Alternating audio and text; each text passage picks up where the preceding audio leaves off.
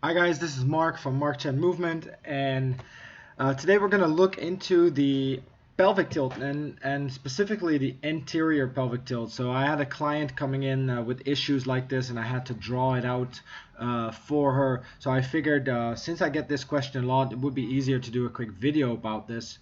Now, what you can see here is that with the anterior pelvic tilt, we basically see an extended curvature of the lower back. And let's take this back to a bit of more of an easier image.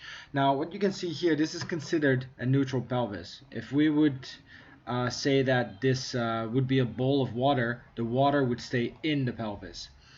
In a forward tilt, the water would be spilling out to the front, and that comes with that exaggerated curvature in the lower back. There's also something called a posterior tilt, where the water would pretty much fall out from the back, so to speak, which comes with a flattening of the lower back. Today we'll be looking at the anterior pelvic tilt. The question is, what should I do to correct the pelvic tilt? Now, the answer to this is there is no number one exercise, because you need to look into to the entire picture as a whole. So what you're dealing with is basically abdominal muscles that are too weak. They are responsible for tilting the pelvis back, along with the glute muscles. A good strong set of glutes in combination with lower abdominals, or the entire abdominal set, makes sure that the pelvis can be in a neutral position.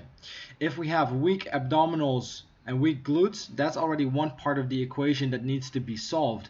Then we have the neighbors with opposite functions, which would be the hip flexors, the muscles on the front of the leg, and tight and or contracted muscles of the lower back.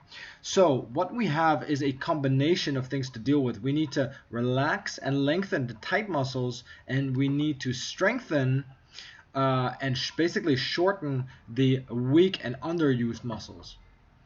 Now there's a couple of steps you need to take in order to get here, but I'll get into that a little bit more in another video.